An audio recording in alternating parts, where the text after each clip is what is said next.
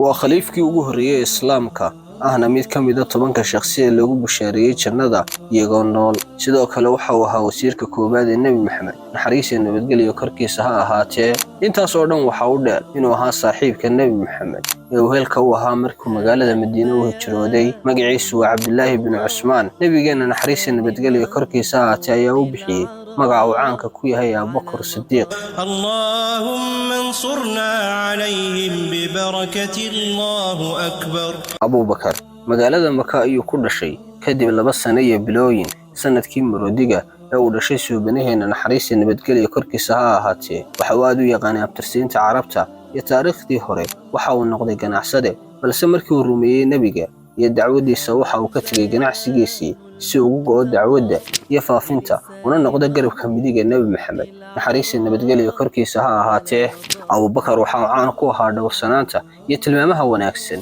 ma aanu cabbi jirin khamriga oo aad ugu dhex bahsanaa bulshooyinkii jaahiliyadda ee islaamka ka horreeyay ma aanu ahayn adduun raac ee waxa uu ahaa qof dabacsan oo deeqsi ah waxa uu ahaa indheer garad oo aad uga fikira arrimaha sidoo kale leh go'aan qaadasho adag waxa uu xoreeyay 7 qofood oo muslimiinta kamid ah kuwaas oo ay Qurayshtu adoonsan jirtay dadkaas uu xoreeyayna waxa kamid ahaa Bilal ibn Rabaaha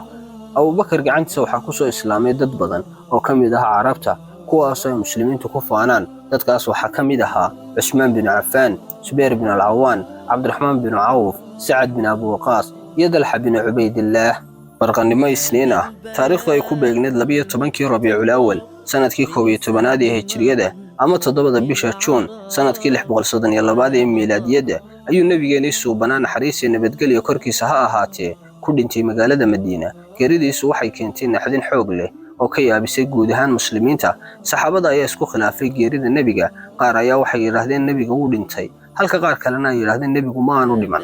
Abu Bakr markii arrintaas loo sheegay ayuu qolka u galay nabiga kadibna marada ayuu ka qaaday wajigiisa sidoo kale dadka ayuu xaqiijiyay geerida nabiga naxariis iyo nabadgelyo korkiisa ha ahaatee isagoo u khudbaynaya ayaa waxa uu yiri qofkii Maxamed caabudi jiray ha ogaado Maxamed wuu dhintay qofkii si alla caabudi jiray alla waa mid nool oo aan dhimanaynin markii uu dhintay suubanaha waxa soo ifbaxday arrimo ku saabsan ilaalinta diinta iyo dawladda uu nabigu naxariis iyo nabadgelyo korkiisa ha ahaatee ummadiisa uga tagay cid buuxin lahayd booska nabiga naxariis iyo nabadgelyo korkiisa ha ahaatee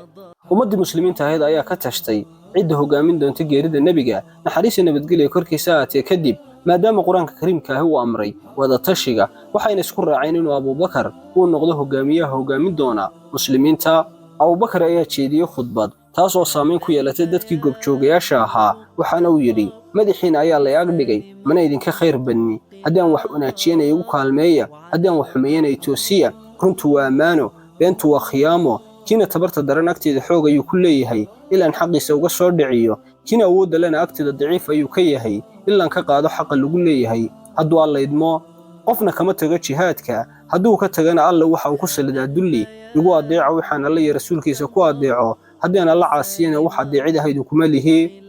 geerida nabiga kadib waxa diinta islaamka ka laabtay dadkii ugu badnaa iyadoo ay diinta ku soo hareen reer Makka oo Quraysh ah reer Daif reer Madiina iyo qaar kale oo yar xilligaas dadku waxay u qaybsameen 2 qaybood mid gabi ahaanba ka baxay diinta mid diiday inuu bixiyo sakada khaliifkii muslimiinta Abu Bakr waxa uu go'aansaday inuu la dagaalamo dhamaantood midka diiday inuu bixiyo sakada iyo midka diinta ka laabtayba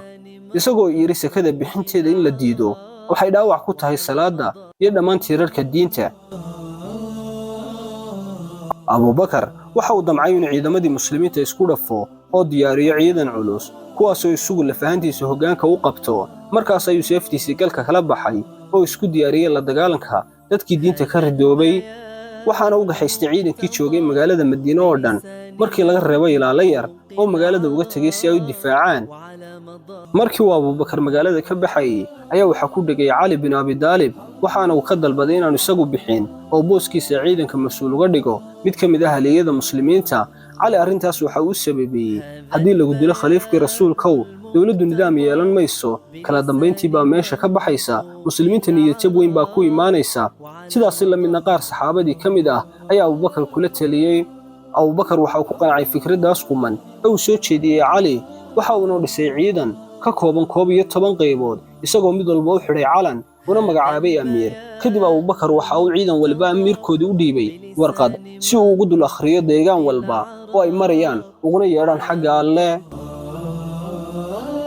Abuubakar Sidiiq markii uu ciidan diyaarinayo wuxuu amri jiray inaysan khiyaano samayn oo aysan wax kala qarsan qofka markay dilaan kadib iyo inaanay dilin ilmaha yar oday waayeel ah hadduusan dagaalamayn. sidoo kale aanay jirin geedaha timirta iyo geedaha oo dhanba si macna darro ahna aanay u gowracin xoolaha mid ay u baahdaan mooyaane. geerida Abuubakar alla raali ha ka noqdee markii ay u buuxsantay da'da 63 oo ahayd da'dii uu ku geeriyooday saaxiibkiisii Nabi Maxamed naxariis iyo nabadgelyo korkiisa ahaatee ayaa Rabbi oofsaday. muddadii aadka u yareed uu xilka hayay Abuubakar Sidiiq waxa uu ku guuleystay inuu islaamka ku soo celiyay Xijaas oo idil oo markii hore ay ka wada ridoobeen marka laga reebo reer Makka, reer Madiina iyo reer Daa'if. intaa kadib waxa uu nadiifiyay jasiiraddii oo idil kadibna waxa uu furtay qaar ka mid ah dhulka Ciraaq waxayna geeridu u timid isagoo ciidamadii muslimiinta isugu geeyay dhulka Shaam si uu u boqortooyo boqortooyadii Roomaanka. waxa uu geeriyooday maalin Isniin ah oo ay 8 cisho ay ka dhiman tahay bisha Jamaadul Aakhir ee sanadkii 13 ee Hijriyada.